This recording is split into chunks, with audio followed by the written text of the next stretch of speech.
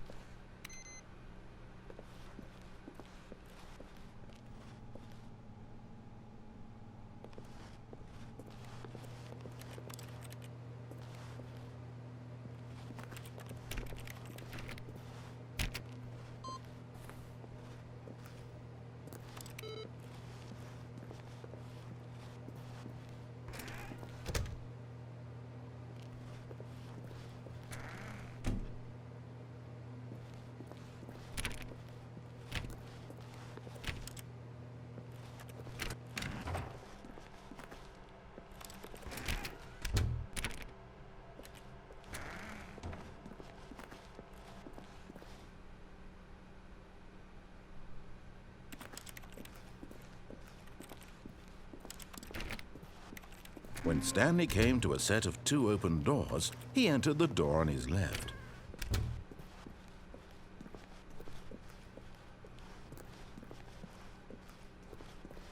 Yet there was not a single person here either. Feeling a wave of disbelief, Stanley decided to go up to his boss's office, hoping he might find a... Stanley stepped into the broom closet, but there was nothing here, so he turned around and got back on track.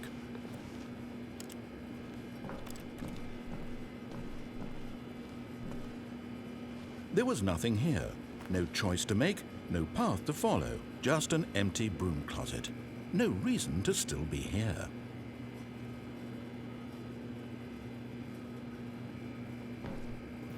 It was baffling that Stanley was still just sitting in the broom closet. He wasn't even doing anything. At least if there was something to interact with, he'd be justified in some way. As it is, he's literally just standing there doing sweet FA.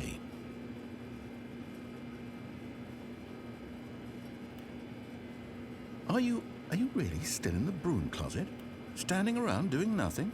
Why? Please offer me some explanation here. I'm genuinely confused.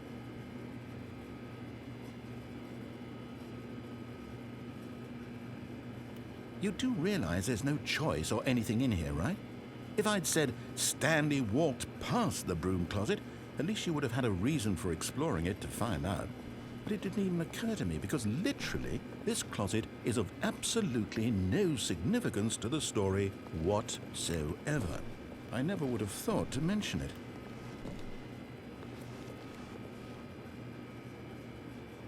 Maybe to you this is somehow its own branching path. Maybe when you go talk about this with your friends you'll say, "Oh, did you get the broom closet ending? The broom closet ending was my favorite." I hope your friends find this concerning.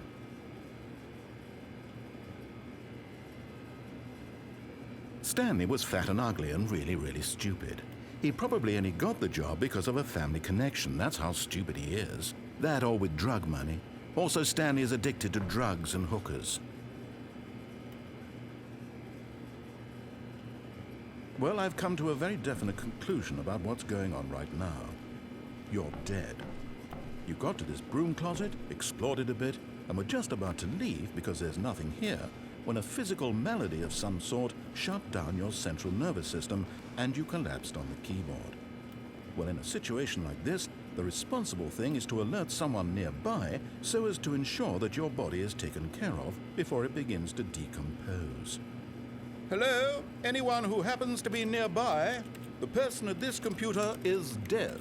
He or she has fallen prey to any number of your countless human physiological vulnerabilities. It's indicative of the long-term sustainability of your species. Please remove their corpse from the area and instruct another human to take their place at the computer, making sure they understand basic first-person video game mechanics and filling them in on the history of narrative tropes in video gaming, so that the irony and insightful commentary of this game is not lost on them.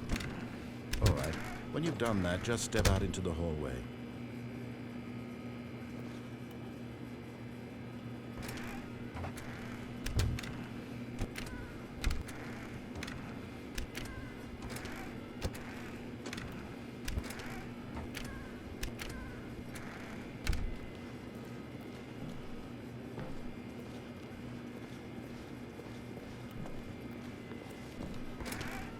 Ah, second player. It's good to have you on board. I guarantee you can't do any worse than the person who came before you. You too? Unbelievable. I'm at the mercy of an entire species of invalids. Perhaps there's a monkey nearby you can hand the controls to. A fish? Fungus? Look, you can hammer out the details. I'm not particularly picky. I'll just be waiting for when you're ready to pick up the story again.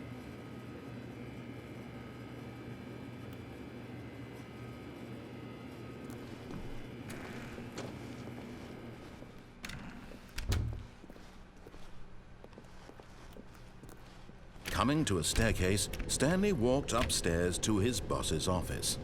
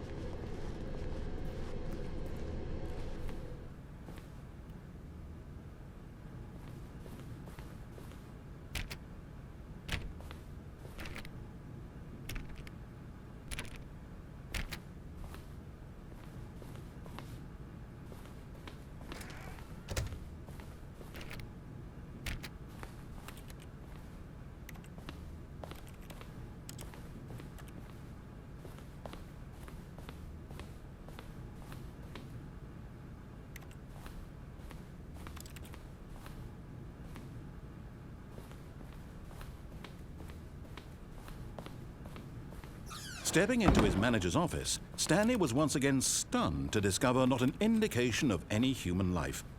Shocked, unraveled, Stanley wondered in disbelief who orchestrated this, what dark secret was being held from him.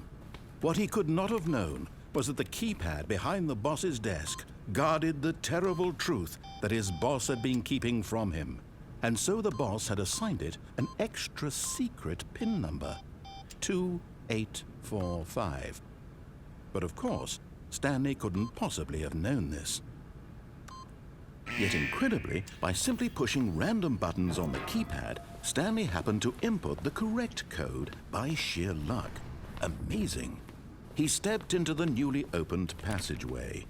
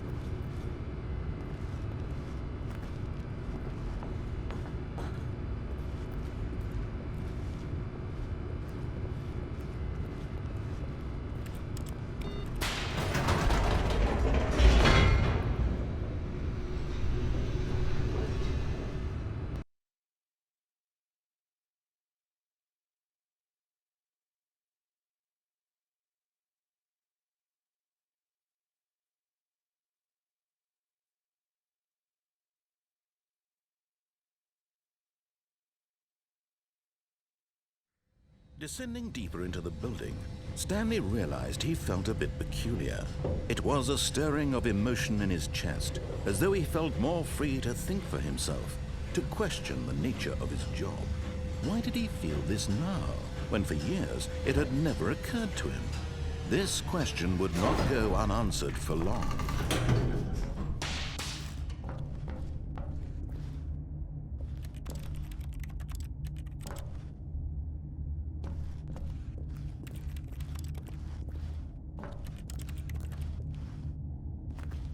Stanley walked straight ahead through the large door that read Mind Control Facility.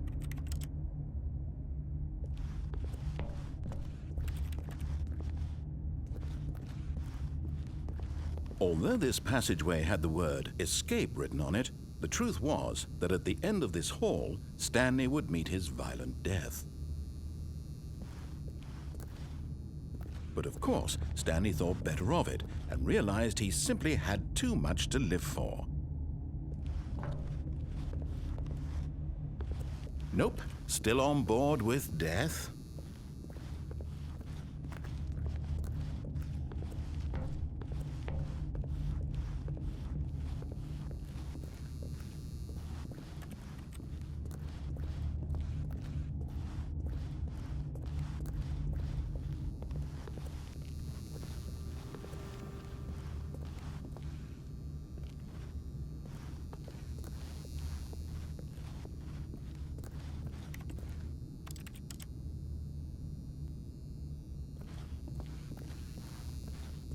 The door behind him was not shut. Stanley still had every opportunity to turn around and get back on track.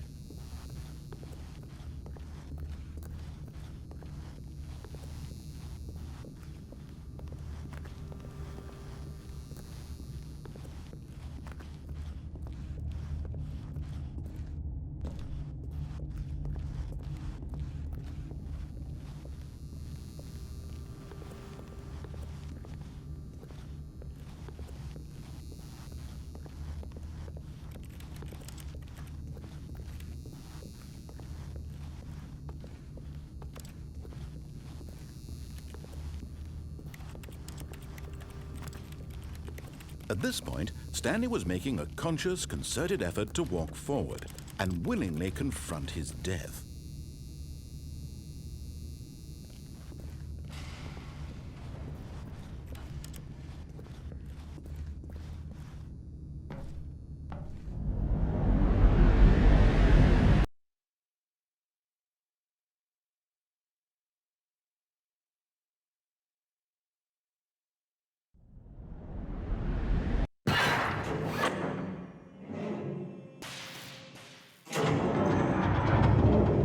As the machine whirred into motion and Stanley was inched closer and closer to his demise, he reflected that his life had been of no consequence whatsoever. Stanley can't see the bigger picture. He doesn't know the real story, trapped forever in his narrow vision of what this world is. Perhaps his death was of no great loss, like plucking the eyeballs from a blind man. So he resigned and willingly accepted this violent end to his brief and shallow life. Farewell, Stanley.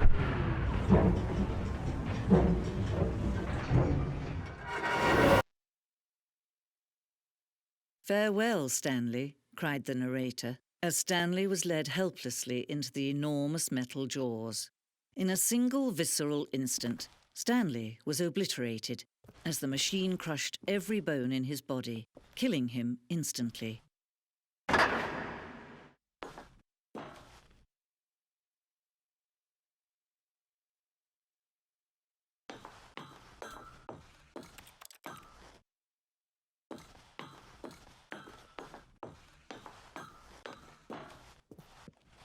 And yet it would be just a few minutes before Stanley would restart the game, back in his office, as alive as ever.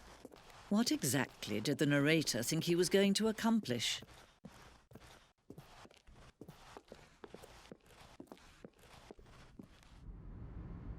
When every path you can walk has been created for you long in advance, death becomes meaningless, making life the same. Do you see now? Do you see that Stanley was already dead from the moment he hit start?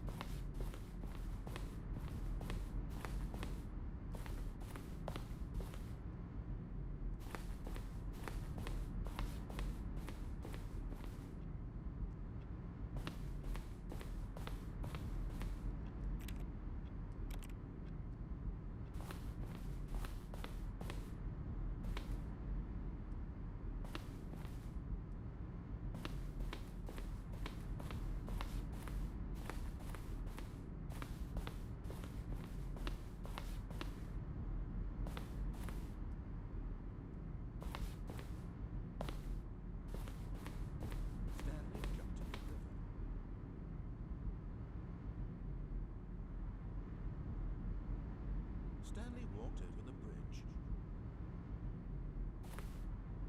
Where were all of his co-workers? Oh, I don't know. How about they're throwing a surprise party for him for all his button pushing? Does that sound plausible to you? Then push the number 4.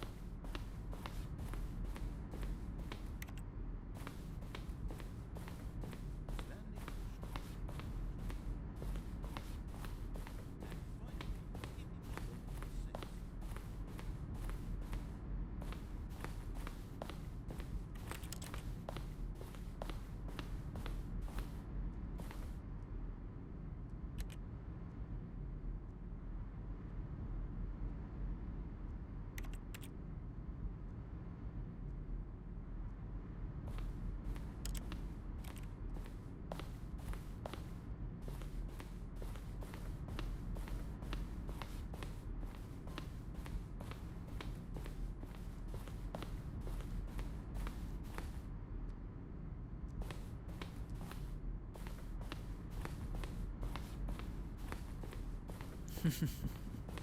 Oh, look at these two. How they wish to destroy one another.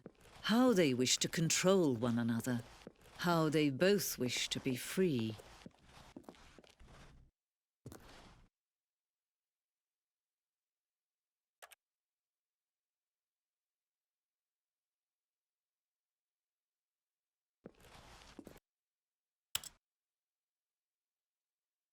Can you see?